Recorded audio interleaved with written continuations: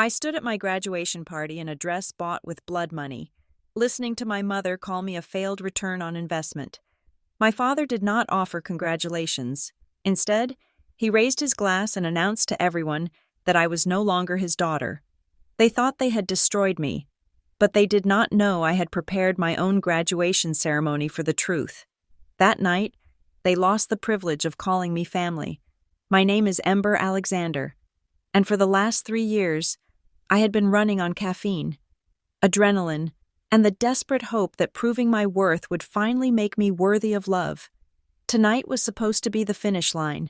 I had just secured my Master of Science in Forensic Accounting, a degree that had cost me every weekend, every holiday, and every spare dollar I had earned working double shifts. The venue, a restored historic mansion in downtown Charleston, was breathtaking. It was the kind of place where the air smelled of jasmine and old money, where the jazz band in the corner played at a volume that encouraged conversation but discouraged honesty. The tables were draped in white linen so crisp it looked like it could cut you, and the warm glow of the chandeliers reflected off the crystal glasses, painting everything in a deceptive, golden hue. I had curated this evening down to the second. I wanted perfection. I needed perfection. My colleagues from the firm were there, standing in small clusters, holding champagne flutes and laughing politely. My academic advisor, Professor Thorne, was near the buffet, nodding approvingly at the spread. These were the people who had seen me with dark circles under my eyes. The ones who knew exactly how hard I had fought to get here, but as I stood near the entrance, smoothing the silk of the emerald green dress I had saved for 6 months to buy, my eyes were not on them. I was watching the heavy oak doors. It was 7:45. The invitation had said 7 o'clock sharp. My stomach churned, a familiar acidic mix of dread and anticipation. I told myself they were just stuck in traffic. Traffic on King Street could be brutal on a Friday. But deep down, I knew the truth. Punctuality is a form of respect, and my parents, Richard and Linda, had never felt the need to offer me that currency. When the doors finally opened, the room did not go silent, but the temperature seemed to drop 10 degrees. My parents walked in. They did not look apologetic. They did not look rushed. They moved with a slow, deliberate casualness, as if they were doing the venue a favor by existing within its walls. My father wore a suit that was perhaps a season too old, but pressed to military precision. My mother was in a cocktail dress that glittered a little too aggressively for the lighting. They were empty-handed. No card, no small gift bag, no flowers. I walked toward them, my heels clicking on the hardwood floor, a smile plastered on my face that felt like it was being held up by staples. "You made it," I said. Leaning in to hug my mother, she stiffened, offering me a cheek that felt like cold marble. Her eyes did not meet mine. Instead, they darted over my shoulder, scanning the room, assessing the crowd. She was calculating the net worth of the room, checking to see if there was anyone important enough to witness their arrival. "Parking was a nightmare," my father said, not looking at me either. He was adjusting his cufflinks. "And this place is hard to find. A bit pretentious for a student party, isn't it?" "It is a graduation celebration, Dad," I said, keeping my voice level. "And I am not a student anymore," before he could reply. The doors opened again. If my parents' entrance had been a cold draft, this next arrival was a solar flare. My sister, Blair, breezed in. She was 2 years younger, glowing with an ease that only comes from never having carried a heavy burden in your life. She wore a designer dress that I knew cost more than my first car. A dress paid for by the credit card I had been quietly paying off for the last 2 years. "There she is," my mother exclaimed, her voice suddenly animating with a warmth I had not heard in a decade. She reached out for Blair, pulling her into an embrace that was genuine and tight. "Oh, you look stunning. Sweetheart, absolutely stunning. Doesn't she look like a movie star? Richard?" "She lights up the room," my father agreed, a proud smile breaking his stoic mask. I stood there, the guest of honor, invisible in my own spotlight. Hi, Blair, I said. Oh, hey, Ember, Blair said, giving me a quick, distracted wave before turning back to our parents. Did you guys see the valet? He was so rude. I almost didn't leave the car. For the next 20 minutes, the dynamic was set. My parents held court near the bar, but the subject was never my degree, my new certification, or the job offers I was fielding. They talked about Blair's social calendar. They talked about a modeling scout who had supposedly looked at Blair at the mall. They talked about how Blair was thinking of starting a lifestyle blog. I drifted to the periphery, feeling the familiar tightening in my throat. It felt like a hand squeezing my windpipe, choking off the air. I took a sip of water, trying to wash down the lump of rejection. Ember, a voice called out. It was Mr. Henderson, a senior partner at the firm where I had been interning and had just accepted a full-time associate position. He was a kind man, with silver hair and a belief in meritocracy that felt almost old-fashioned. He walked over, flanked by two other colleagues. I was just telling your father, Mr. Henderson said, gesturing for my parents to join the circle, that what Ember has accomplished is truly remarkable. Passing the exams on the first try while working full-time, it is unheard of. My father turned, swirling the scotch in his glass. He looked at Mr. Henderson, then at me. There was a smile on his face, but it did not reach his eyes. It was a shark's smile. We are certainly surprised, my father said smoothly. Surprised? Mr. Henderson laughed, thinking it was modest banter. You should be proud. She paid her own way through the entire master's program. Not a dollar of debt. That kind of discipline is rare. The air in the circle shifted. My mother's smile faltered. The narrative they liked to spin, that they were the benevolent patrons of a struggling, slightly incompetent daughter, was being challenged by facts. My father took a slow sip of his drink. He set the glass down on the high-top table with a sharp clink. Well, my father said, his voice loud enough to carry over the jazz music. She has always been good at hoarding her money. Education is great, of course. But some might say it is a bit selfish to focus only on oneself, don't you think? While the family makes sacrifices, Ember builds her resume. The silence that followed was instant and violent. Mr. Henderson blinked, confused. I am not sure I follow. Self-reliance is a virtue. There is self-reliance, my father continued, his tone dripping with a casual, conversational venom. And then there is neglecting your roots. But tonight is about her, right? Let us not spoil it with the reality of how little she actually contributes to the people who made her. My mother let out a small, delicate sigh, as if she were the long-suffering victim of my ambition. It is okay, Richard. We are used to it. Ember has always been independent. She said the word independent like it was a synonym for traitor. My face burned. I could feel the eyes of my colleagues, my friends, and my mentor on me. They were embarrassed for me. They were witnessing a private cruelty being paraded as public conversation. I wanted to scream. I wanted to list every electric bill, every insurance premium, every credit card payment I had made to keep their lights on, and Blair in designer clothes. But I did not. The training of a lifetime of walking on eggshells kicked in. I cleared my throat. I think it is time for the toast, I said. My voice sounded strange to my own ears, hollow, distant. I walked to the center of the room. I tapped a spoon against my glass. The room quieted down completely. I looked out at the sea of faces. I saw Mr. Henderson, looking concerned. I saw Blair, scrolling on her phone, barely paying attention. And I saw my parents, watching me with a look of challenge. They were daring me to make a scene. They wanted me to break. If I cried, if I shouted, I would be the unstable one. I would be the hysterical daughter who ruined the party. Thank you all for coming, I began. I forced my shoulders back. Tonight marks the end of a very long chapter. I want to thank my mentors for believing in my potential when I was too tired to see it myself. I want to thank my friends for reminding me to eat and sleep. I paused. I looked directly at my parents. And I want to thank my family, I said. The words tasted like ash. For teaching me exactly what things cost and what some things are worth. My father raised his glass in a mock salute. Satisfied that I had stayed in line. He thought he had won. He thought he had put me back in my box, the dutiful paying, silent cash register.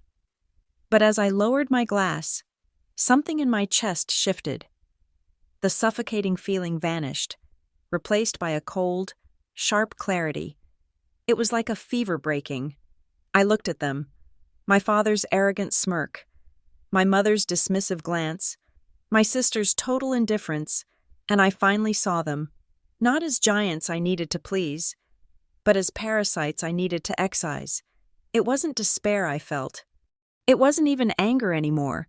It was the icy, clinical detachment of a forensic accountant looking at a fraudulent ledger and realizing, for the first time, that the only way to balance the books was to close the account completely. I took a sip of champagne. It was crisp and dry. The party continued. But I was already gone. I was already planning the audit, to understand why the champagne in my hand suddenly tasted like vinegar. You have to look at the ledger of my life from 5 years ago. I did not become the family bank because I had a hero complex. I did not step up because I wanted to save the day. I did it because I was terrified of the collapse. If I stopped moving, the roof over their heads, the roof they constantly reminded me they had provided for my childhood, would have caved in. I was 22 years old when I started as a junior analyst at Redwood Harbor Advisory. It was a mid-tier firm, the kind of place with gray carpets and fluorescent lights that hummed at a frequency that induced migraines. My starting salary was $48,000 a year. To a girl who had grown up watching her parents juggle maxed-out credit cards, it sounded like a fortune. I thought I had bought my freedom. I thought I had bought a one-way ticket to my own life. I was wrong. My paycheck was dissected before the direct deposit even hit my account. Every 2 weeks, I sat at my wobbly kitchen table in a studio apartment that smelled faintly of boiled cabbage, and I performed the ritual. I kept $1,200 for my rent, my subway pass, and ramen noodles. The rest, nearly 60% of my take-home pay, went into the void that was my parents' lifestyle. I paid the premium on my father's life insurance policy because he said he was too stressed to manage the paperwork. I paid the car note on the SUV my mother drove to her bridge club, a vehicle that cost more per month than my own rent. I paid the electric bill for a 4-bedroom house where the thermostat was always set to 72 degrees, while I slept in a sweater to save on heat. And then there were the credit cards, 3 of them, all in their names, but the login credentials were saved on my laptop. I was the one who clicked pay, watching my savings evaporate so they could maintain a credit score that allowed them to pretend they were upper middle class. They never said thank you, not once. In the Alexander household, gratitude was for strangers, for family. It was simply an expectation. My father had a phrase he loved to use whenever I hinted that things were tight. He would lean back in his recliner and say, "Ember, family is an investment. We invested in you for 18 years. Now the dividends are due." He made love sound like a venture capital transaction. He turned filial duty into a repayment schedule. And then there was Blair. If I was the operational cost, Blair was the luxury asset, while I was clocking 60-hour weeks at Redwood Harbor, entering data into spreadsheets until my eyes burned. Blair was finding herself at a private liberal arts college 3 states away. Her tuition was covered by loans that I co-signed, but her lifestyle? That was on me. Blair needed a new wardrobe for Rush Week because appearances mattered. That was $500. Blair needed a flight home for a random Tuesday because she was feeling homesick. That was $300. Blair needed to go to brunch with the daughters of senators and doctors because, as my mother put it, networking is just as important as studying. I remember scrolling through Instagram on my lunch break, eating a cold sandwich I had made at home. I saw a photo of Blair holding a mimosa, wearing a silk scarf I had paid for, laughing in a sun-drenched courtyard. The caption read, "Manifesting abundance, I wanted to throw my phone against the wall. I was the one manifesting the cash, but she was the one living the abundance. When I tried to bring it up, my mother's voice would drop to a dangerous whisper. She would say, "Don't be jealous. Ember, it is ugly. Your sister is fragile. She needs support. You are the strong one. You can handle the heavy lifting." Being the strong one was just a polite way of saying I was the beast of burden. The physical toll was inevitable. 3 years into this arrangement, I got sick. It wasn't just a cold. It was exhaustion so deep my bones felt like lead pipes. I had a fever of 103. I called out of work for the first time in 2 years and collapsed onto my futon, shivering under 3 blankets. My phone rang around noon. It was my mother. "Hello?" I rasped, my throat feeling like it was lined with sandpaper. "Ember?" Her voice was sharp, urgent. "I am at the checkout counter at the pharmacy. The card was declined." Why was the card declined? She didn't ask why I sounded like I was dying. She didn't ask if I was okay. "Mom," I whispered, "I'm sick. I think I have the flu. I haven't looked at the accounts today." "Well, look at them now," she snapped. "There are people in line behind me. It is humiliating. Transfer the funds from your savings. Hurry up." "I can't," I said, tears of frustration hot in my eyes. "I can't get to my laptop. I can barely stand up." "Figure it out. Ember, you are embarrassing us." The line went dead. She hung up on her sick daughter because her face cream and vitamins were being held hostage by a declined transaction. I dragged myself to the computer, my head spinning, and moved the last $200 I had into their account. I ate plain rice for the next 10 days. But the worst moment, the one that really carved out the hollow space in my chest, happened 6 months ago. I had been late with a transfer. Just one day. The banking system was down for maintenance, and the wire to cover my father's country club dues didn't clear until the morning of the 2nd. My mother called me at 6 in the morning. She was screaming. "Do you know what you have done?" she shrieked. "They posted a late fee, a $35 late fee. Do you know what that looks like on a statement? It looks like we are poor. It looks like we are negligent." "It was a system error. Mom," I tried to explain, "I will pay the fee." "It is not about the fee," she yelled. "It is about the principle. You are careless. You are sabotaging the family image. We sacrifice everything for you, and you can't even handle a simple calendar alert." I sat on the edge of my bed, listening to the woman who gave birth to me reduce my existence to a calendar alert. And yet, I stayed. I kept paying. I kept signing. Because I had this delusion, this shiny, fragile fantasy that I polished every night before I went to sleep. I told myself that once I finished my master's, once I got the big promotion, once I stood on that stage and handed them a diploma that proved I was elite, then they would see me. They would stop looking at me as a resource and start looking at me as a daughter. I thought the graduation party would be the turning point. I thought the achievement would force them to respect me. I looked down at the untouched appetizers on the white tablecloth. The memory of my 25th birthday washed over me. I had spent it alone in the office, finishing a compliance report. I had waited all day for a text, a call, a card. Nothing came. But 2 days later, I saw a charge on the credit card. Steakhouse, $400. They had gone out to dinner to celebrate Blair getting a B+ on a midterm paper. They had celebrated on my dime, 2 days after forgetting the day I was born. I looked up from the table. I looked at my father, who was now laughing loudly at something a waiter had said, trying to project the image of a benevolent patriarch. I looked at my mother, who was critically eyeing the floral arrangements, probably calculating if they were expensive enough to be impressive. The cold realization settled into my bones, heavier than the fatigue, sharper than the flu. They were never going to change. There was no amount of money, no degree, no promotion, and no sacrifice that would turn me into a person in their eyes. To them, I was just a utility. I was electricity. I was running water. You don't thank the light switch for turning on. You only curse it when it doesn't work. And tonight, the lights were about to go out. The memory of that forgotten birthday faded, replaced by the sharp, high-definition reality of the present moment. I was back in the ballroom, standing near a pillar, watching a scene that felt less like a family gathering and more like a hostile corporate takeover. My parents had not just arrived late, they had arrived with an agenda. They were systematically moving through the room, intercepting my colleagues and mentors, not to introduce themselves as my parents, but to introduce themselves as Blair's agents.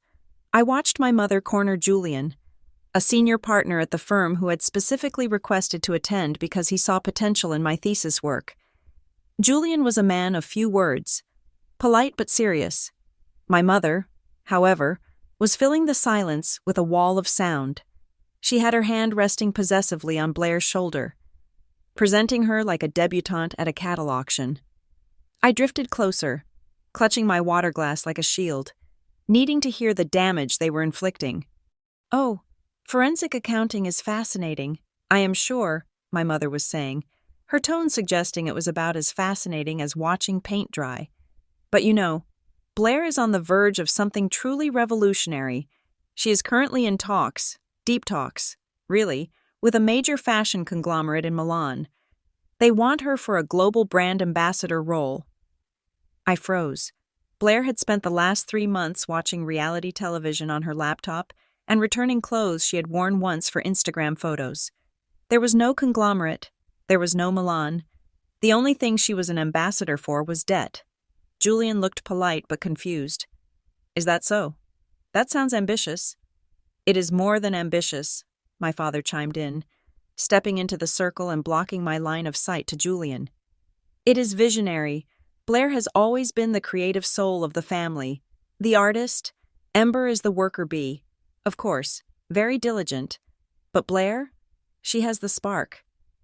The insult was precise. It was a surgical strike disguised as a compliment. Worker bee.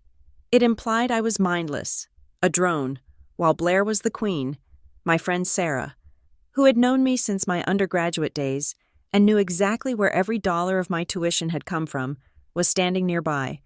I saw her jaw tighten. Sarah was not like me.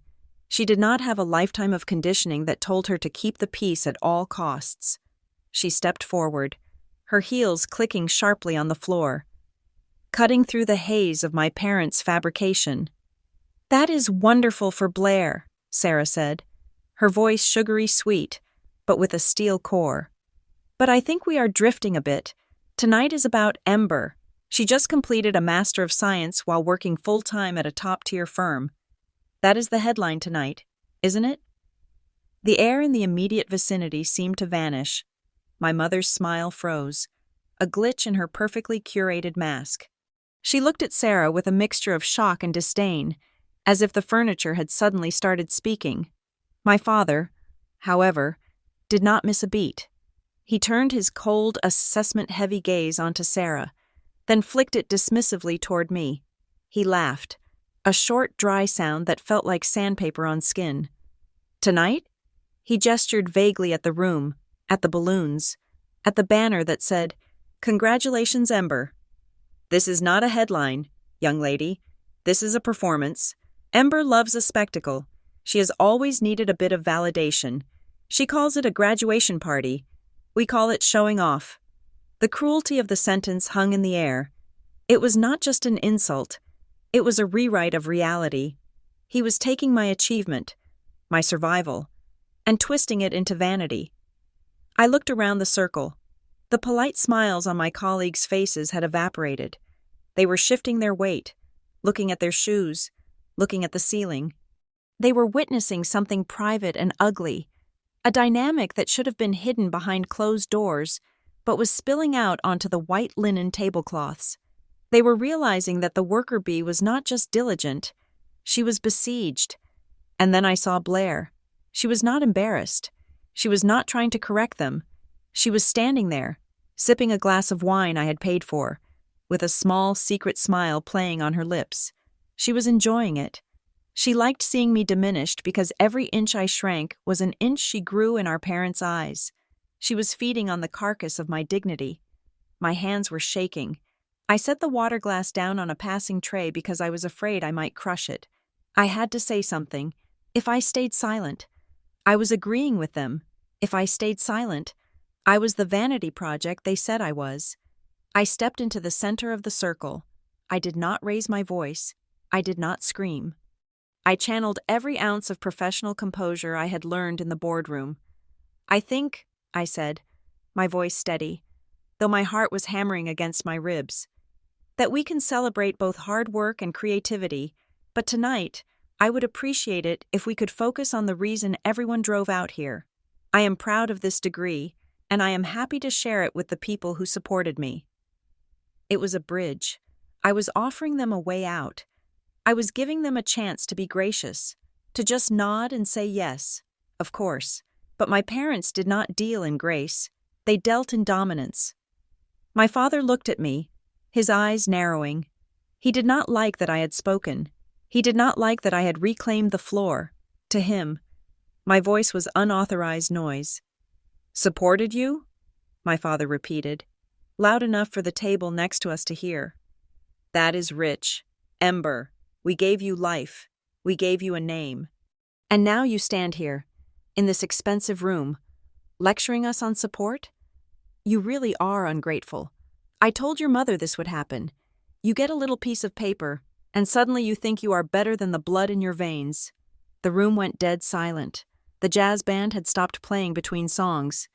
And in that gap, my father's voice rang out like a gavel slam. Every eye in the room turned to us. My boss, my mentor, the waiters, everyone. I felt the blood drain from my face. This was not just a disagreement anymore. This was a public execution of my character. My father looked around, sensing the attention, and rather than shrinking, he expanded. He loved an audience. He saw the microphone stand near the small podium where I had given my speech earlier. He saw the potential for me to speak again, to defend myself, and he decided to preemptively strike. He raised his hand and snapped his fingers at a waiter who was hovering nearby with a tray of champagne. It was a dismissive, arrogant gesture, the kind you use for a servant you despise. "You," my father barked. "Boy, come here." The waiter, a young man who looked terrified, stepped forward. "Yes, sir?" "This equipment," my father said, gesturing at the microphone and the small amplifier. "Turn it off. We are done with the speeches. There has been enough self-congratulatory noise for one evening. And move this table back. We need more space for the family to breathe. My daughter is suffocating us with her ego." He did not just want to insult me. He wanted to mute me. He was ordering the staff of my own party to silence me, treating the event I had paid for as if it were his living room. He was stripping me of the right to speak, the right to occupy space, the right to exist as the host of my own life.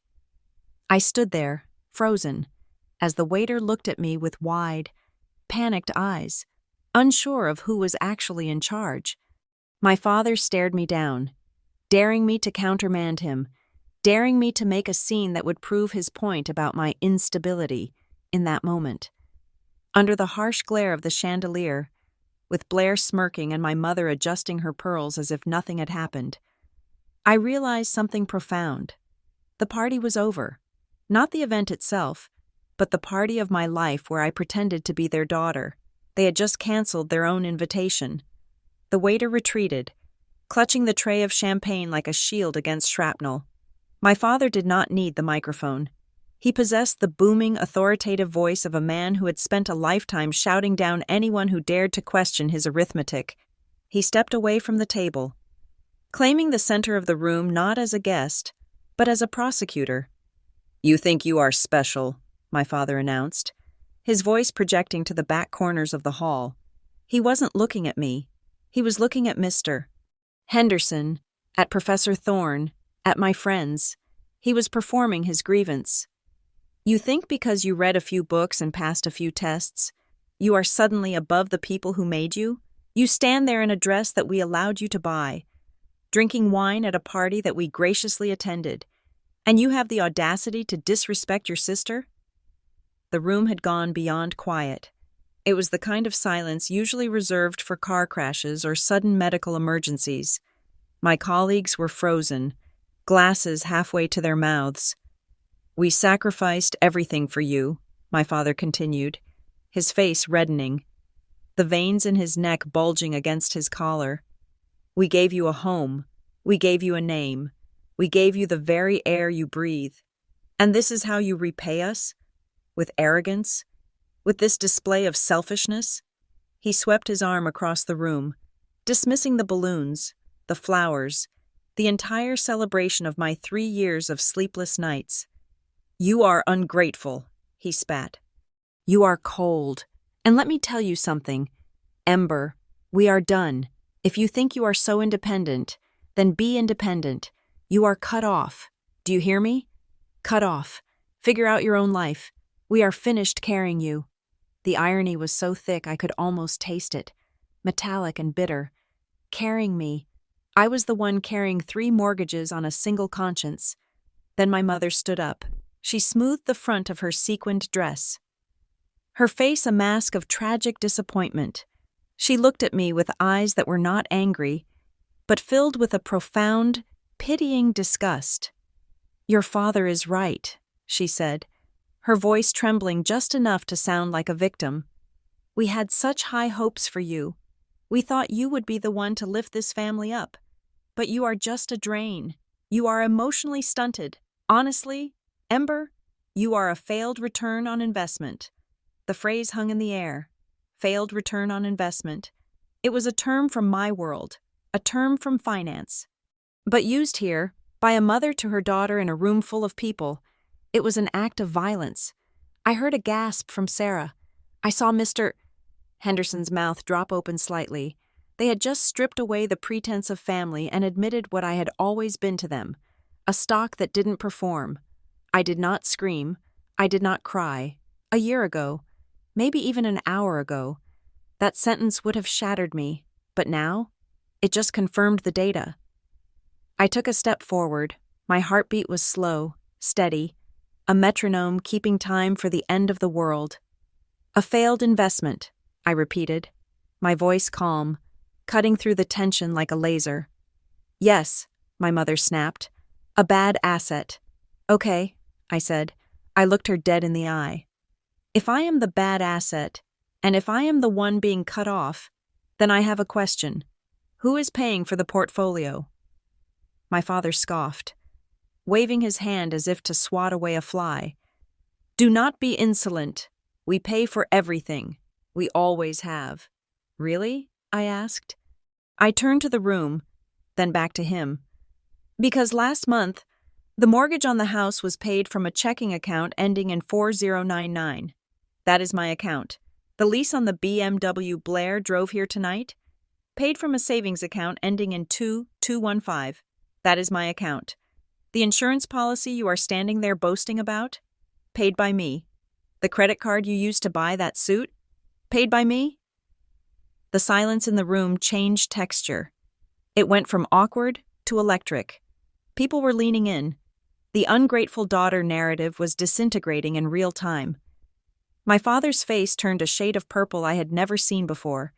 He slammed his hand down on the high-top table so hard that a wineglass toppled over, shattering and spilling red liquid across the white cloth like a gunshot wound. Enough, he roared. You think money gives you power? You think throwing cash at us makes you the head of this house? You are nothing. Paying the bills does not make you family. It is your duty. It is the tax you pay for being our child. Paying money doesn't make me family, I repeated slowly. Is that your position? Yes, he screamed, spit flying from his lips. It means nothing. Love is family. Loyalty is family. You are just a wallet with an attitude. I nodded. I had the admission. It was recorded in the memory of 50 witnesses. I turned my head slowly to look at Blair. She was standing slightly behind Mom, her phone clutched in her hand, her eyes wide. She looked like a deer caught in headlights.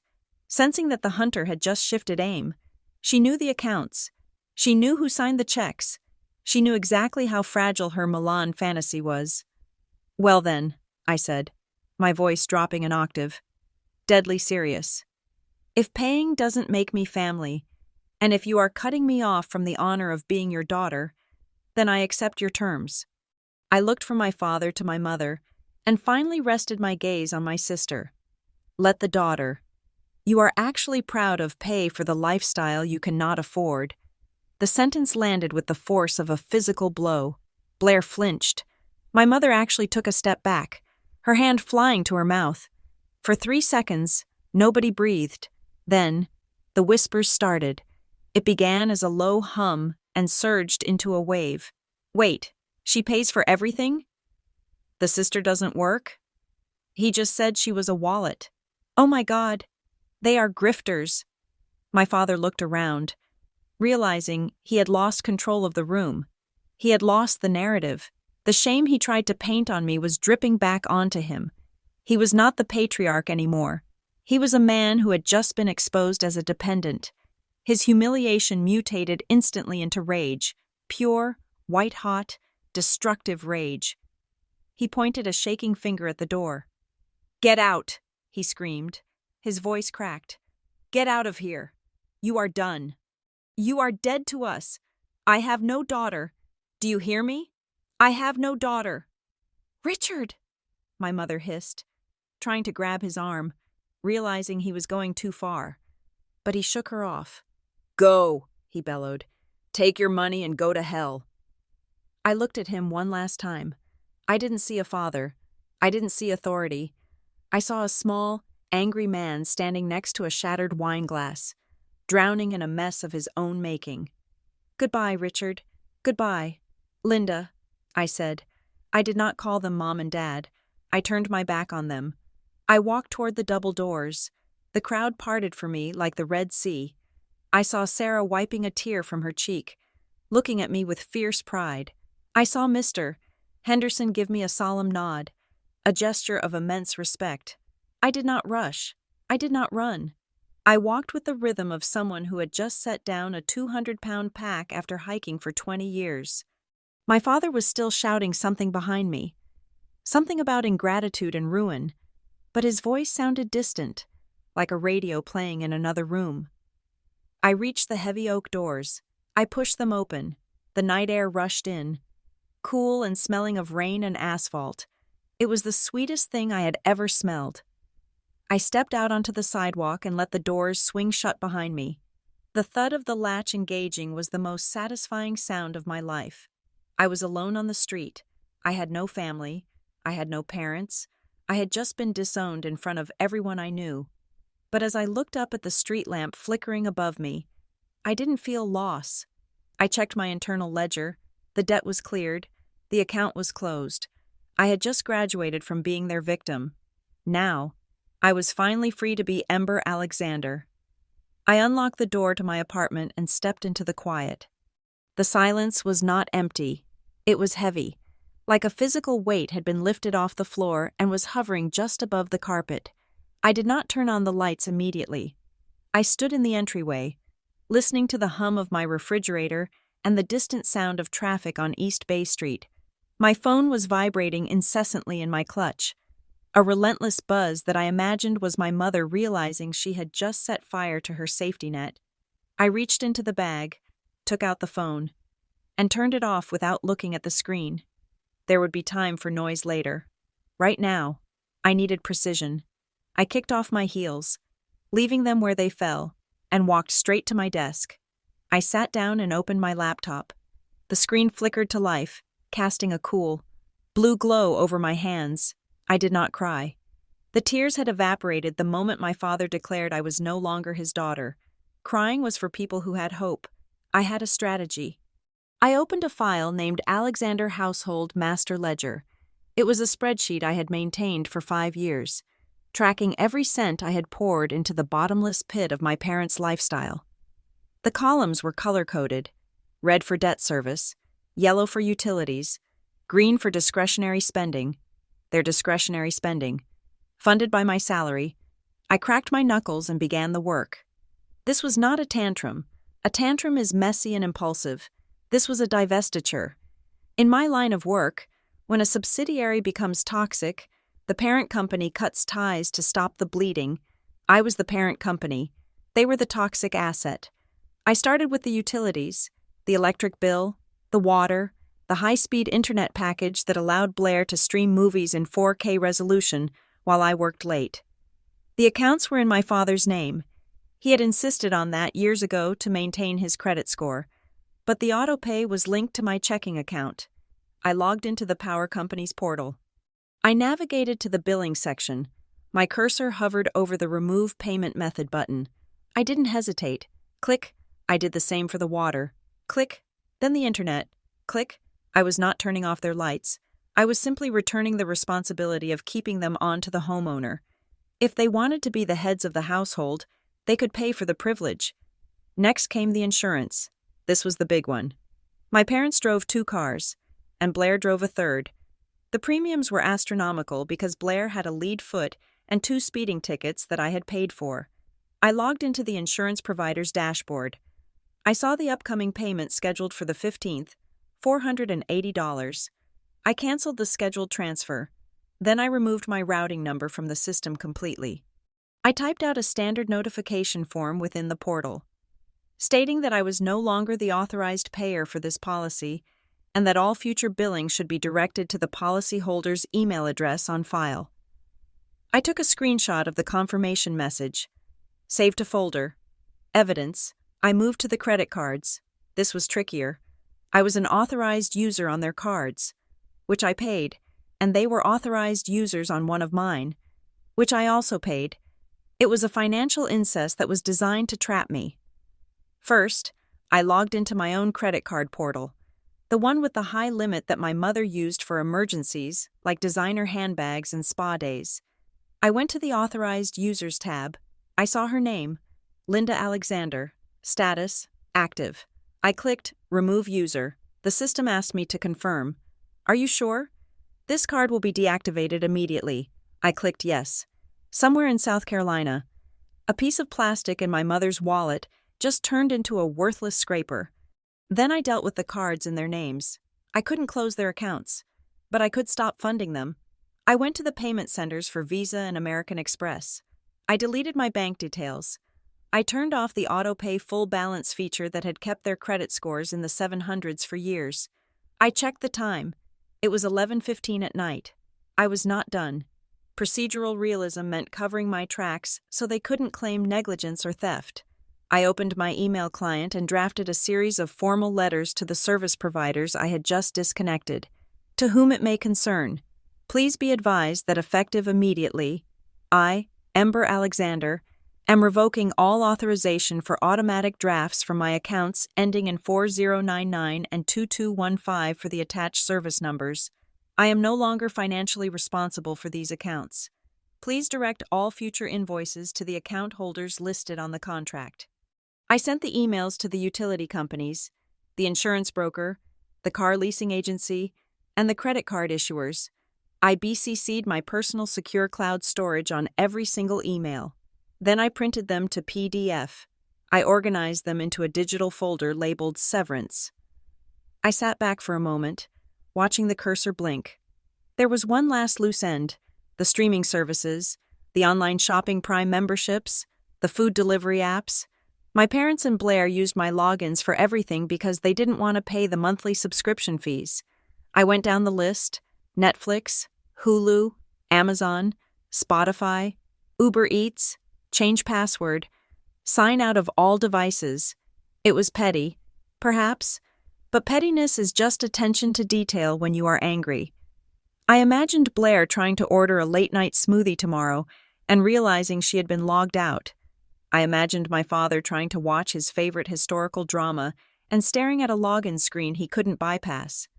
It wasn't about the $12 a month, it was about the access. They had lost access to me, so they lost access to my world. Finally, I picked up my phone. I turned it back on. It exploded with notifications: 37 missed calls, 14 voicemails, 62 text messages. I didn't read them. I didn't listen to the voicemails. I knew what they said. They would range from, "How could you?" to, "We need to talk to you, are ungrateful to please pick up."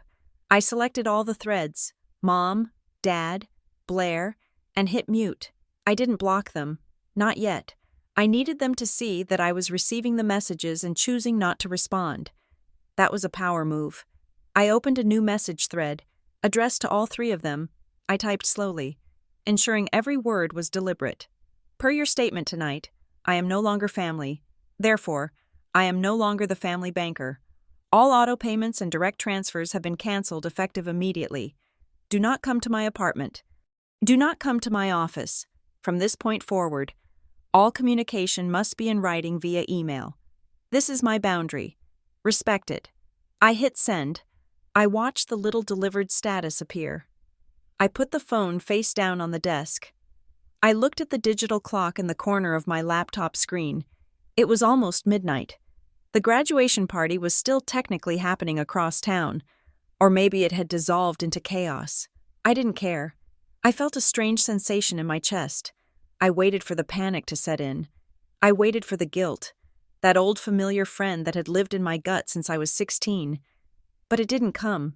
Instead, I felt light. It was the feeling of a diver who had been holding her breath for 20 years finally breaking the surface. The air was thin, and the water was cold. But for the first time in my life, I wasn't drowning. I was swimming. I closed the laptop. The blue light vanished, plunging the room into darkness. I sat there in the dark, listening to the silence, and it sounded like victory. Tomorrow, they would call me a monster. Tomorrow, they would declare war. But tonight, I slept with the peace of a woman who had finally balanced the books. The sun had barely crested over the Charleston harbor when the digital fallout began. I woke up not to the sound of birds, but to the relentless vibration of my phone dancing across the nightstand. It was 7 a.m. Usually, this was the time I would be checking emails from the firm or reviewing my to-do list for the day. Today, I was watching the infrastructure of my parents' lives crumble in real time through a series of push notifications. Payment declined. Netflix. Payment declined. Dominion Energy. Payment declined. AT&T Wireless. Urgent. Update payment method for Spotify Premium. It was a cascade of red flags. The automated systems I had severed the night before were trying to draw blood from a stone, and when they hit the wall I had erected, they panicked. The sheer volume of the alerts was almost comical. It was a testament to just how many tendrils of their existence were rooted in my bank account. Then came the texts. My mother was the first to break the silence, and true to form, she did not ask about my well-being. She did not ask where I had slept, or if I was okay after being publicly disowned by her husband. Her message was a masterclass in narcissism. Ember, the internet is down. Your father is trying to check the stocks. Fix it immediately. And why is the coffee maker not working? Did you cancel the Amazon subscription for the pods? I stared at the screen, blinking the sleep from my eyes. She wasn't worried that she had lost a daughter. She was worried she had lost her caffeine. She treated the events of last night not as a relationship-ending trauma, but as a temporary service outage. I did not reply. I swiped the notification away and opened social media. That was where the real war was being fought. Blair had been busy. While I had been sleeping the sleep of the just, my sister had been crafting a narrative. She had posted a photo on Instagram and Facebook, a black and white picture of her holding our mother's hand, looking distraught. The caption was a work of fiction that would have impressed a creative writing professor. Heartbroken doesn't even begin to cover it, she wrote. To think that greed can tear a family apart. My sister, who we have supported and loved for years, walked out on us last night because she thinks she is too good for us now that she has a fancy degree. Abandoning our parents when they need family the most is a new low. Money changes people, and sadly, it has turned my sister into a stranger. Please keep our family in your prayers as we navigate this betrayal. It was smart. It was manipulative. It played on every trope of the ungrateful child leaving the nest and spitting on the ground behind her. The comments were already flooding in from her circle of influencers and high school friends. Oh my God, Blair, I am so sorry. That is awful. Some people have no heart. Sending love to your mom and dad. They don't deserve that. I felt a spike of heat in my chest, the urge to type, to scream, to post the bank statements right there in the comment section. But I stopped. I remembered the training from my job. You do not argue with a fraudster in the lobby. You present the evidence in the audit. I refreshed the page, and then I saw it. The narrative began to fracture. My colleagues were not just accountants. They were forensic auditors. They were people whose entire careers were built on sniffing out inconsistencies and verifying facts. They had been at the party. They had heard the speeches, and unlike Blair's sycophants, they had no loyalty to the lie. Sarah, my friend and colleague who had stood by me when I walked out, had commented. She didn't write a paragraph. She didn't use emojis. She just wrote 2 sentences. I was at the party last night. Your father explicitly stated that I was there Friday night. Your father called Ember a wallet in front of everyone. So she stopped funding your lifestyle. The comment sat there like a grenade. Then, another colleague, David, chimed in, confirming this. He disowned her publicly because she revealed she was paying the mortgage and the car leases. It was quite a performance. Blair, you were there. The tone of the comment section shifted instantly. The internet loves a victim, but it loves a receipt even more. The poor Blair sentiment evaporated, replaced by the shark-like curiosity of a public that smells blood. Wait, she pays the mortgage? Blair, is this true? If she pays the bills, how is she abandoning you? Sounds like she just quit her job as the ATM. The wildfire jumped the firebreak. A neighbor of my parents, Mrs. Higgins, a woman who spent her days gardening and watching everything that happened on our street, saw the post on Facebook. Mrs. Higgins had no love for my parents, mostly because my father had once yelled at her for her hydrangeas growing 2 inches over his property line. She commented, I have seen Ember's car in the driveway every time a contractor comes to fix that house, and I heard her father bragging at the block party that he doesn't worry about bills because he has systems in place. I guess Ember was the system. That was the nail in the coffin. The ungrateful daughter narrative didn't just die. It was incinerated. I watched the numbers climb. Shares, retweets. People I didn't even know were screenshotting Sarah's comment and posting it side by side with Blair's tearful plea. The phrase paying doesn't make you family started to trend locally. It was backfiring spectacularly. My father's attempt to shame me had become the very weapon that was stripping him of his dignity. My phone rang. It was my father. He wasn't calling about the money. He wasn't calling about the lights. He was calling because for a man like Richard Alexander, losing money was painful, but losing face was fatal. He lived for the perception of power. He needed the country club to think he was a success. He needed the neighbors to think he was a patriarch. Now, everyone knew he was a dependent living on his daughter's charity, and worse, that he had bitten the hand that fed him. I let it ring. Missed call. Dad. 4. I went back to Blair's post. The comments were getting vicious now. People were asking about the Milan job. People were asking why she needed prayers if she was so successful. Blair, didn't you post a haul of Chanel bags last week? Did Ember pay for those too? Panic set in. I could see it happen in real time. First, Blair started deleting comments. Then, she turned off commenting entirely.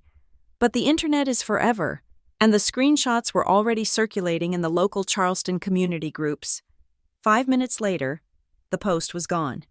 10 minutes later, Blair's entire account was set to private. It was an admission of guilt. If she had been telling the truth, she would have fought.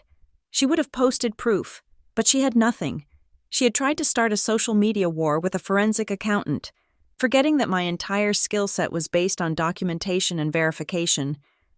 I sat in my chair, sipping my coffee, which I had paid for, in an apartment I paid for, and watched the chaos settle into a simmering, low-grade humiliation for them. I didn't type a single word, said. I didn't like a single comment. I didn't post a rebuttal. I opened my evidence folder on my laptop. I took screenshots of Blair's original post. I took screenshots of Sarah's comment, David's confirmation, and Mrs. Higgins' testimony. I took screenshots of the timestamps showing Blair deleting the evidence. I saved everything. My silence was louder than anything I could have written. By not engaging, I looked like exactly what I was, a professional who was done with the drama. I let the truth do the heavy lifting. My mother texted again. "Pick up the phone. Your father is having chest pains." I looked at the message. A week ago. That would have sent me rushing to my car, tearing through traffic to get to them. I would have called the ambulance, paid the copay, and sat by the bedside while they berated me for the hospital food. But today I looked at the timestamp. I looked at the manipulation. It was the classic play. When guilt fails, use fear. When fear fails, use medical emergencies. I typed a reply, but I didn't send it to her phone. I opened my email app. I composed a new email addressed to both of them. Subject: Medical Emergency Protocol. If Richard is experiencing a medical emergency, please call 911 immediately. I am not a doctor, and I am no longer your emergency contact. Do not contact me with health updates unless it is a formal notification from a medical professional or a lawyer. I hit send. I felt a twinge of coldness in my stomach, a ghost of the old guilt. But then I remembered the waiter. I remembered the microphone being cut off. I remembered failed return on investment. The chest pains were likely panic attacks brought on by the sudden realization that the bill had finally come due. And for the first time in their lives, they had to pay it themselves. I closed the email. I closed the social media tabs. I had work to do. Real work. The kind that paid bills. And for the first time, every dollar I earned today would be mine. Monday morning at Redwood Harbor Advisory was usually a study in controlled silence. It was a place where the loudest sound was the hum of the HVAC system or the soft click of a keyboard. I walked through the revolving glass doors at 8:30.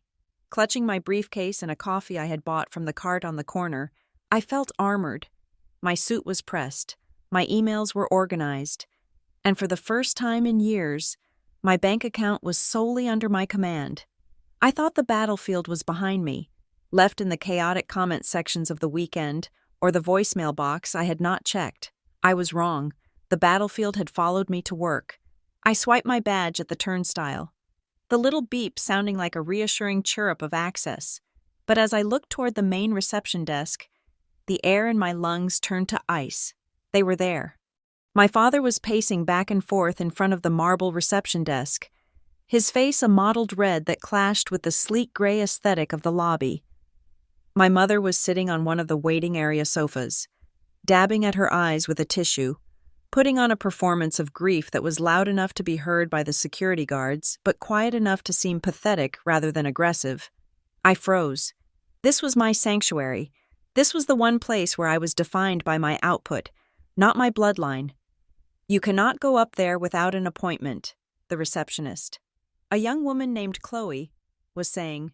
Her voice was strained. "I do not need an appointment," my father shouted. The sound echoed off the high ceilings, causing 3 analysts near the elevators to stop and turn. "I am her father. She is ruining this family. I demand to see her." He spotted me. For a second, he looked relieved, as if seeing me meant the ATM was back online. But then the rage took over. He stormed toward the turnstiles, pointing a finger at me through the glass barrier. "You," he screamed. "You think you can just send an email? You think you can just cut us off like we are some subscription service?" My mother stood up, wailing. "Ember, how could you? The neighbors are talking. The internet is gone. We have no way to pay the bills. You are destroying us." The lobby, usually a place of hushed transactions, was now a theater. Clients were looking. Partners were pausing on their way to the elevators. I saw Julian, the senior partner who had witnessed the dinner disaster, step out of the elevator bank. He stopped, his expression unreadable. I felt a flush of shame, hot and prickling, crawling up my neck. They were doing exactly what they intended to do. They were trying to humiliate me into submission. They thought that if they made a big enough scene in the place I valued most, I would crumble and write a check just to make them stop. But they had miscalculated. They were not in their living room anymore. They were in my world. I did not run. I did not hide. I walked up to the glass barrier, swiped my badge again to exit the secure zone, and stood face to face with my father. I was calm, terrifyingly calm. Lower your voice, I said. It was not a request. You are trespassing. Trespassing? My father laughed. A frantic, hysterical sound. I am your father. I made you. And you treat me like a criminal because I need you to do your duty? You are selfish. You are a monster. You leave us with nothing because of some slight at a party? It was not a slight, I said, my voice cutting through his shouting. It was a definition. I looked at the crowd that had gathered. I saw the security guards moving in, hands hovering near their belts. I saw my colleagues watching, not with judgment toward me, but with horror at them. They saw the spit flying from my father's mouth. They saw the theatricality of my mother's sobbing. They saw the parasitic nature of their demands. You didn't disown me as a daughter. You reassigned me as an account. So I closed the account. Anything else is between you and your creditors. You are killing us, my mother shrieked, dropping the tissue to glare at me. Who is going to pay the mortgage? Who is going to pay for Blair's car? I assume Blair will, I said coldly. Or you will, or you won't. But that is a matter for your creditors, not your daughter. I turned to the lead security guard, a large man named Marcus whom I greeted every morning. Marcus, I said, these people are not clients. They do not have an appointment, and they are harassing an employee. Please remove them. My father's jaw dropped. You would throw your own father out? You disowned me. Remember? I said. You have no daughter here. Marcus stepped forward, his face grim. Sir, ma'am, you need to leave, now, or I will call the police for disturbance of the peace. My father tried to puff up his chest, tried to find some remnant of the authority he used to wield over me at the dinner table, but here, under the fluorescent lights of a corporate tower, he was just a loud man in a cheap suit yelling at a woman who outranked him. This isn't over, he shouted as Marcus took his arm. You will come crawling back. You need us. I really don't, I said softly. I watched as they were escorted out. My mother was still crying, but it was quieter now, the reality of the situation settling in. They were not leaving with a check. They were leaving with a trespass warning. When the revolving doors spun shut behind them, the lobby fell silent. I stood there for a moment, smoothing the front of my blazer. I felt the eyes of the entire firm on me. I took a deep breath, composed my face into a mask of professional indifference, and turned back to the turnstiles. I apologize for the disruption, I said to Chloe at the desk. Don't worry about it, Ms. Alexander, she whispered, her eyes wide with sympathy. That was intense. I went up to my floor. I sat at my desk. My hands were shaking slightly, but my mind was clear. I opened my email and started working. 30 minutes later, my desk phone rang. It was Julian's executive assistant. Mr. Sterling would like to see you in his office. Immediately. My stomach dropped. This was it. The fallout. Firms like Redwood Harbor did not like drama. They did not like employees whose personal lives spilled into the lobby. I prepared my defense. I prepared to be fired. I walked into Julian's corner office. The view of the harbor was expansive. Gray water meeting gray sky. Julian was sitting behind his mahogany desk, reading a file. He didn't look up when I entered. Sit down, Ember, he said. I sat. Mr. Sterling, about what happened downstairs. I am deeply sorry. I have taken steps to ensure they cannot access the building again. It was a personal matter that... He held up a hand. Stop. He looked at me over the rim of his glasses. I saw the whole thing. I heard what you said. Paying doesn't make me family. Yes, I said, bracing for the reprimand. You handled that with remarkable poise, Julian said. Most people would have crumbled. Most people would have written a check to make the screaming stop. You didn't. You enforced a boundary. You used the opposition's own logic against them to neutralize a threat. I blinked. Yes, I suppose I did. We deal with difficult clients in this firm. Ember, people who scream, people who manipulate, People who think the rules do not apply to them because they share a history with the money. He closed the file he was reading. I need someone who can look a liability in the face and cut the cord without flinching. He slid a thick folder across the desk toward me. It was stamped confidential in red ink. "We have a new project," Julian said. "It is a forensic audit of a legacy trust. The beneficiaries are complicated. They are family members of the founder, and they have been bleeding the company dry for a decade. The board wants them out. We need an auditor who understands the mechanics of familial embezzlement and has the stomach to document it." I looked at the folder. It was a promotion. It was a test. And it was exactly the kind of work I was born to do. "I want you to lead the team," Julian said. "If you can handle your father in the lobby, you can handle these trust fund vultures in the boardroom." After what he said, turning you into a bank account in public, you proved you can stay clinical under pressure. I reached out and placed my hand on the folder. The cool paper felt grounding. "I am in," I said. "Good," Julian nodded. "And Ember? If they come back, tell Marcus to call the police immediately. We protect our assets here." I walked out of his office with the file tucked under my arm. I had walked in expecting to lose my job, and I had walked out with a career-defining assignment. My parents had tried to destroy my professional life, and instead, they had just given me the perfect audition tape. I went back to my desk and opened the file. As I scanned the names and the numbers, a thought occurred to me. The skills I was about to use to dismantle this corrupt trust were the same skills I would need for the final phase of my own liberation. I wasn't just an auditor anymore. I was a cleaner, and I had a lot of mess to clean up. The new office I had been assigned for the Legacy Trust project was quiet. A stark contrast to the chaotic noise of my family's implosion, it was a glass-walled enclosure on the 24th floor, detached from the open-plan bullpen where the junior analysts worked. I spent the first 3 days immersing myself in the financial autopsy of the corrupt trust Julian had handed me. It was a mess of shell companies, hidden assets, and expenses categorized as consulting fees that were clearly just payouts to lazy nephews and nieces. As I traced the flow of money in this stranger's family, a cold, familiar sensation began to creep up the back of my neck. The patterns were too similar: the entitlement, the shifting of debt, the use of one family member's credit to float the lifestyle of another. I paused, my fingers hovering over the keyboard. I had cut my parents off financially. Yes, I had stopped the bleeding, but I had never done a deep dive audit on the history of their access to my identity. I had always just assumed that because I paid the bills, I knew the totals.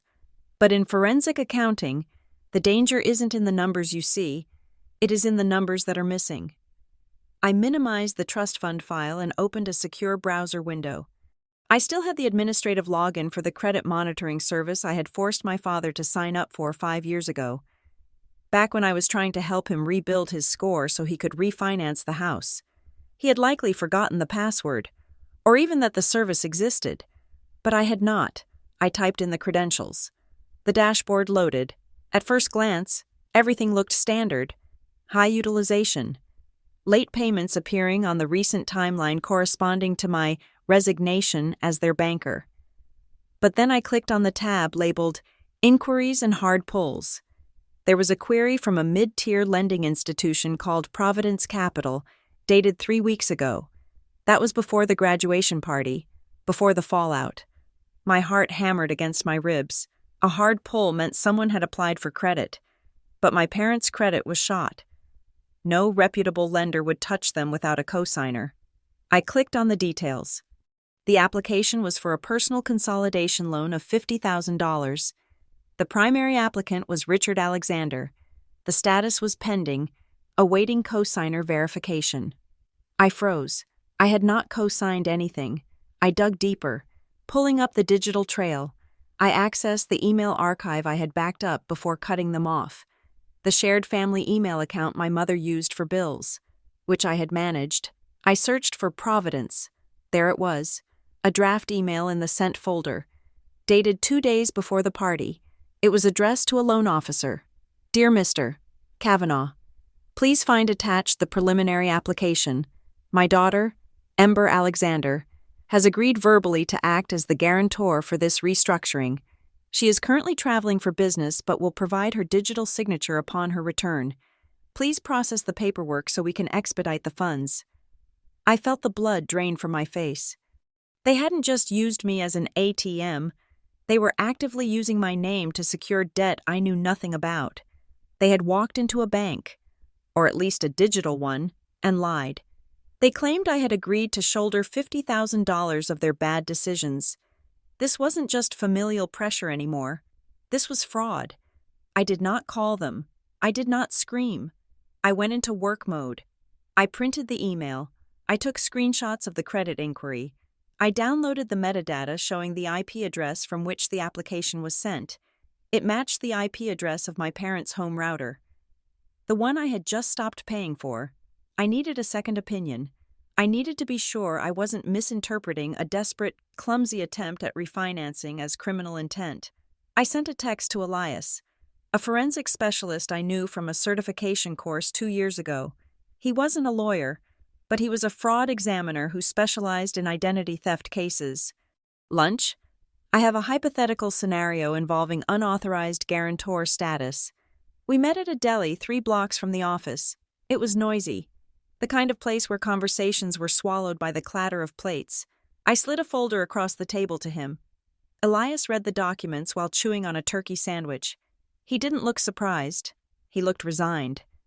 "Is this hypothetical?" he asked, tapping the paper with the IP address. "No," I said. "Ember," Elias said, wiping his mouth with a napkin. "This is textbook. They applied for the loan knowing they would get rejected, but they listed you to keep the application alive. The verbal agreement line is the hook. They are hoping that when the bank contacts you, the pressure of familial obligation will make you sign just to avoid embarrassing them or getting them in trouble for lying. They want $50,000, I said, my voice flat. They want a lifeline, Elias corrected. But here's the trap. If you engage with them, if you call them and scream, they will record it. They will say you knew about it. They will say you changed your mind. In a civil dispute, ambiguity is the enemy. He leaned in, his voice dropping. Do not talk to them. Do not text them. If the bank calls, you tell them you did not authorize the application. That is it. If you sign anything, or even acknowledge that you might have discussed it, you are on the hook. Keep everything in writing. Treat them like a hostile entity attempting a takeover. I nodded. I have already cut communication. Good, Elias said. But be careful. When the money gets tight, people get desperate, and desperate people do not just ask nicely, they escalate. He was right. By the time I got back to the office, my phone was lighting up again, but the tone had changed. The angry texts from my father had stopped. The guilt-tripping posts from Blair had vanished. Now, it was Blair calling, again and again. I let it go to voicemail. Then she started texting. Ember, please pick up. It is not about the fight. We are really scared. Dad made a mistake with some paperwork. He needs you to fix it before it becomes a big deal. Please, just call us. We can work this out. We are family. Ember, stop ignoring us. This is serious. I read the messages from the safety of my desk. Dad made a mistake with some paperwork. That was the code. They had likely been contacted by the lender asking for my signature, and they were realizing that without it, the fraud would be exposed. They weren't scared of being poor. They were scared of being caught. They needed me, but not for my money this time. They needed my complicity. They needed me to retroactively make their lie the truth. I sat there, the glow of the monitors illuminating my face. I thought about the graduation party. I thought about the way my father had silenced the room to humiliate me. I thought about my mother calling me a failed investment. They wanted me to be their shield. They wanted me to step in front of the bullet they had fired at themselves. I didn't reply. I didn't verify. I let the silence stretch out. Hour by hour, I let them sweat. I let them realize that the silence wasn't just a punishment. It was a wall. And they were on the wrong side of it. Around 4 in the afternoon, the notification I had been dreading and expecting, finally arrived. It wasn't a text. It wasn't a voicemail. It was an email that bypassed my spam filter because it came from a legitimate financial domain. My heart stopped for a second as I read the subject line. Subject: Verification of responsibility/borrower confirmation. Action required. I opened it slowly. Dear Ms. Alexander, we are contacting you regarding the application 994205 submitted by Richard Alexander. As the listed guarantor for this credit facility, we require your digital signature to finalize the disbursement of funds. The primary applicant has indicated that you have consented to the terms and conditions regarding the $50,000 liability. Please click the link below to verify your identity and confirm your acceptance of the debt obligation. If you believe this application was submitted in error, or if you are not the individual listed, please contact our fraud department immediately. I stared at the screen. There it was, the smoking gun. The proof that they were willing to drag me into a $50,000 hole without my permission. They had gambled everything on the idea that I was too weak to say no, too conditioned to let them fail. I hovered my mouse over the link. I wasn't going to sign it, but I wasn't going to just delete it either. I looked at the sentence at the bottom. Please contact our fraud department immediately. I took a deep breath. I forwarded the email to my personal secure archive. Then I hit reply, not to the bank, but to the fraud department email listed in the fine print. The game of chess was over. They had made their move. Now, it was time for checkmate.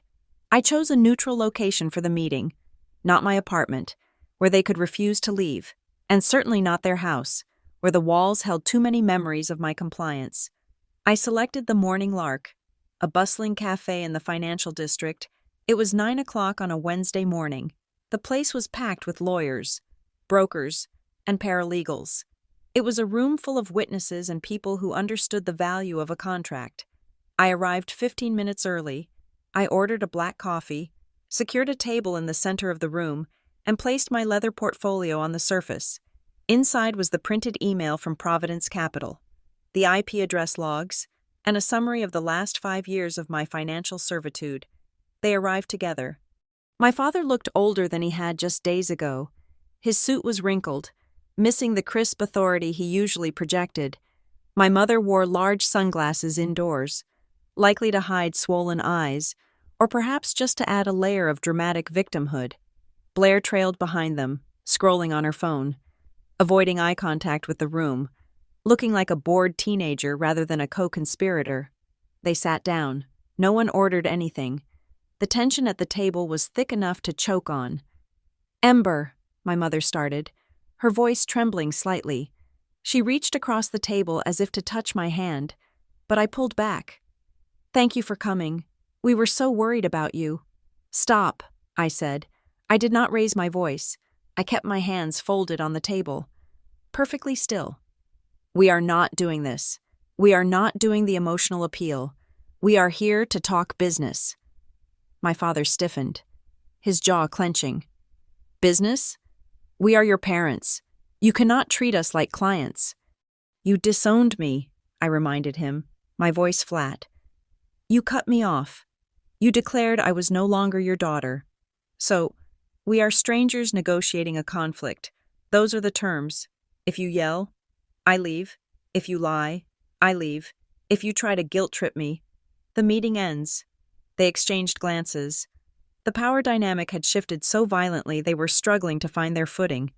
They were used to Ember the doormat, not Ember the auditor.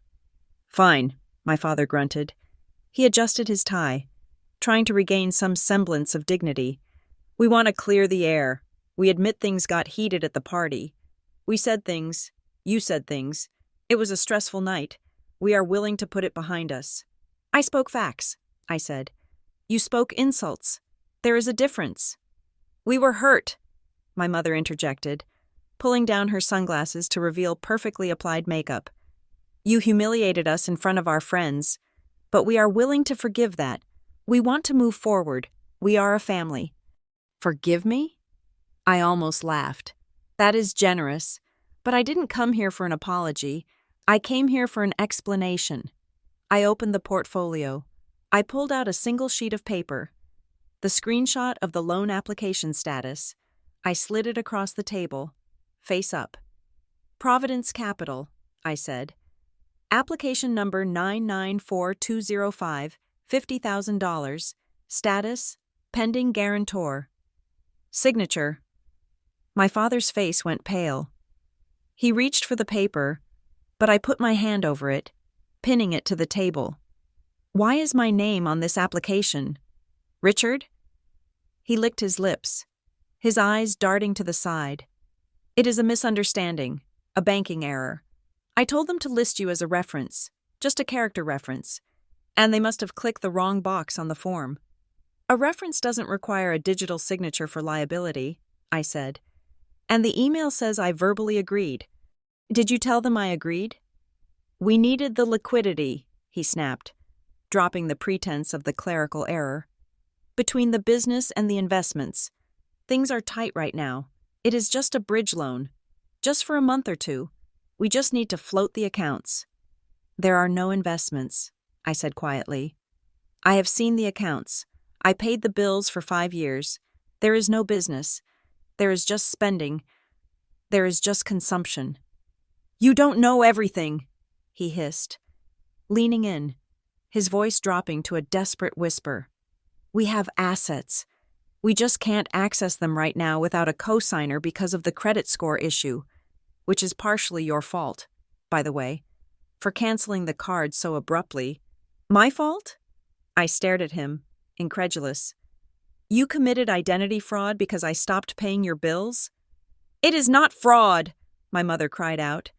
Attracting the attention of the table next to us, she lowered her voice immediately. It is family helping family. That is what we do. We help each other. You have good credit. We gave you that start.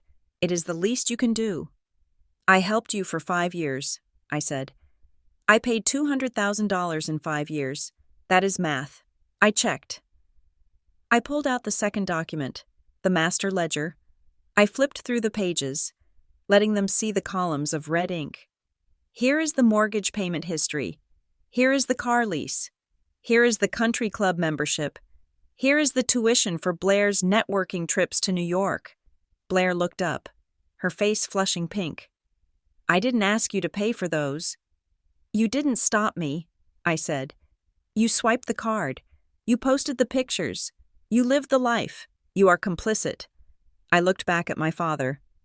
I have paid my dues. I have paid for my raising 10 times over. So why are you trying to shackle me to another $50,000? My father slammed his hand on the table, a muted thud against the wood. Because we need it, okay? Is that what you want to hear? We are drowning. The mortgage is 3 months behind. The car is about to be repossessed. We need the cash to float us until... Until what? I asked. Until you win the lottery? There is no plan. Dad, there never was. I was the plan. Just sign the paper. Ember, he said, his voice dropping to a desperate growl. Just sign the confirmation email. It is just a digital click. It costs you nothing right now. If you sign it, the bank releases the funds. We get current on the house, and we leave you alone. I promise. We will never ask you for a dime again. And when you default? I asked. Because you will default. Who pays then? The guarantor pays. Me. We won't default, my mother insisted. Your father has a deal coming through. There is no deal, I said. There is only debt. My father looked at me with a mixture of hatred and pleading. Ember, please, if we lose the house, the shame. Think of the shame. Everyone will know. Everyone already knows, I said. The internet knows. The neighbors know. The only people pretending are you. Just sign it, he begged, his composure cracking completely. Just click the link. Why do you have to be so difficult? Why do you have to ruin everything? It is just a signature. It will make everything quiet. That was it. The admission. It will make everything quiet. They weren't asking for help. They were asking for my silence.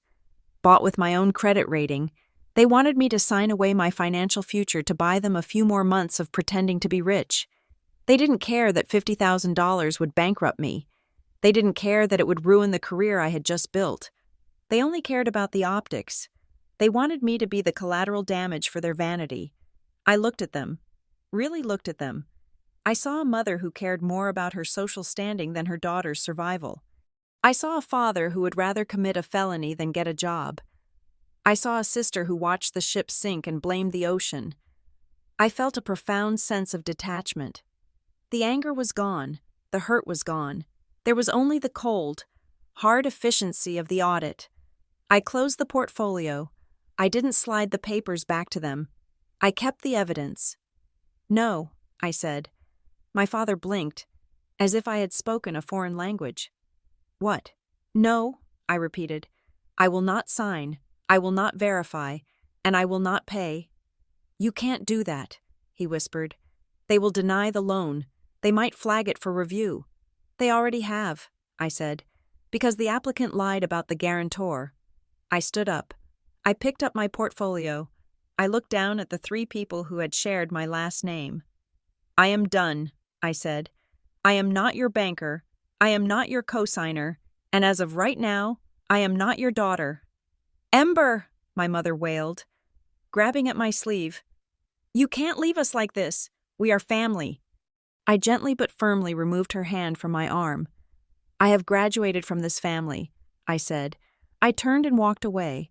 I didn't look back to see their reaction. I didn't need to. I walked out of the cafe and into the bright morning sun. I hailed a cab. I had one more stop to make, one more email to send. The checkmate wasn't just walking away. The checkmate was ensuring they could never, ever use my name again. I pulled out my phone as the cab merged into traffic. I opened the draft folder where I had saved the reply to the fraud department. It was time to hit send. I sat in the back of the taxi, the city blurring past the window as I looked down at the draft on my phone. My thumb hovered over the send button. This was not a text message. This was not a Facebook post. This was a formal affidavit of non-responsibility. I did not write about how much they had hurt me. I did not mention the graduation party or the years of neglect. I kept it strictly professional. I wrote that I, Ember Alexander, had absolutely no knowledge of the application submitted to Providence Capital. I stated clearly that I had not verbally agreed to be a guarantor. I attached the IP logs, showing the application was submitted from a residence I did not live in. I attached a copy of my lease and my utility bills to prove my separate address. I used phrases like unauthorized use of personal data and fraudulent misrepresentation. It was cold. It was factual. It was bulletproof. I hit send. The effect was not immediate, but it was inevitable. In the world of finance, compliance is a slow-moving gear that crushes everything in its path once it starts turning. Providence Capital received my email. Their fraud algorithms kicked in. They didn't just deny the loan. They flagged the applicant. 2 days later, the dominoes began to fall. Because the loan was flagged for potential fraud, Providence Capital shared that data with the credit bureaus. It is a standard procedure to prevent serial identity theft.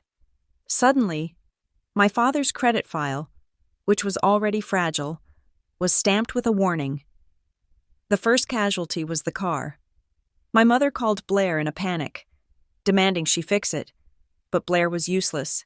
Blair had no credit history, no income, and now, no sister to pay her bills. When the leasing company ran a routine check before renewing the insurance, which I had canceled, they saw the fraud flag on the primary holder. My father, they didn't renew. They repossessed. Mrs. Higgins, the neighbor with the hydrangeas and the watchful eyes, saw the tow truck pull up to the driveway.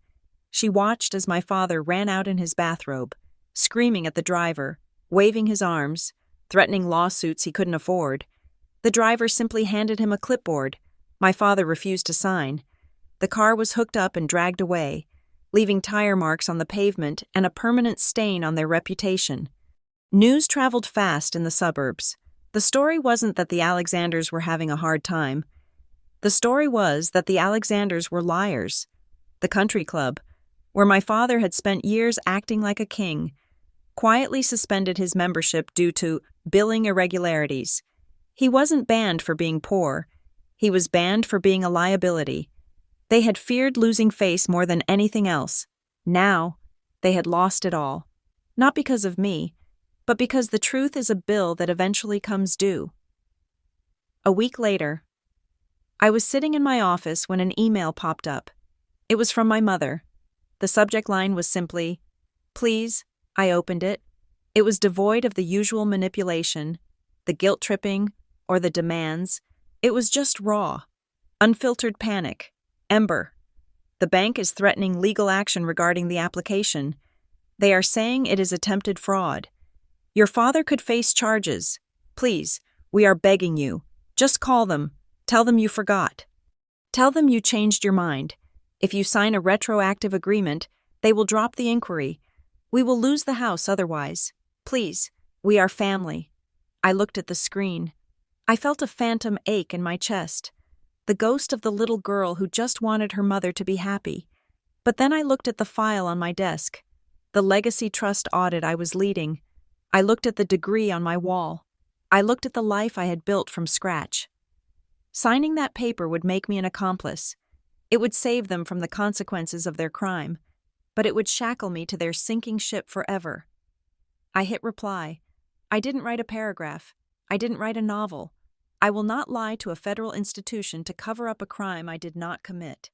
Family is a bond of love, not a shield you use to hide from the consequences of your own actions. I sent it, and then I blocked the email address. That evening, I did not go home to a dark apartment. I went to the rooftop at the Restoration, one of the nicest venues in the city.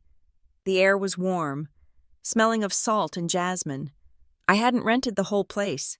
I hadn't invited 100 people to show off. I had invited 4. Sarah, David, Elias, and Julian. We sat at a round table, the city lights twinkling below us like diamonds. There was no tension. There were no fake smiles. Julian stood up, raising a glass of vintage champagne, a bottle he had bought, not me. "I want to propose a toast," Julian said, his voice warm and genuine. "To Ember, not just for the excellent work on the Legacy Trust audit, but for the news I get to share tonight." He looked at me, beaming. "The partners and I had a meeting this morning. We were impressed by your technical skills. Yes, but more importantly, we were impressed by your integrity.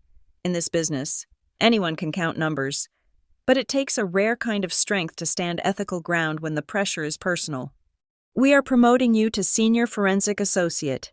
Effective immediately, you are going to be leading the entire Southeast Division's fraud unit." Sarah squealed and hugged me. David clapped me on the back. Elias nodded, raising his glass. "To the cleaner," Elias said with a grin. I looked around the table. These people didn't share my DNA. They didn't share my last name, but they shared my values. They respected my boundaries. They celebrated my wins without asking what was in it for them. "To the truth," I said, clinking my glass against theirs. The champagne tasted perfect. I walked home that night, the city quiet around me. I thought about my parents. I knew they were likely sitting in a house that was slowly going dark, blaming me, blaming the world, blaming everything but the mirror. I didn't hate them. I didn't wish them harm. I just didn't carry them anymore. I had disowned them, not with a scream, not with a fight, but with a simple, quiet refusal to be their victim. I stopped at the corner of my street and looked up at the moon. I took a deep breath. My ledger was balanced. My debts were paid. And for the first time in my life, I was rich in the only currency that mattered. I was free. Thank you so much for listening to my story. I would love to know where you are tuning in from today. So please drop a comment down below and let me know which country or city you are representing. If you enjoyed seeing justice served, please make sure to subscribe to the Lily Revenge Stories channel, like this video, and smash that hype button so this story can reach even more people who need to hear it.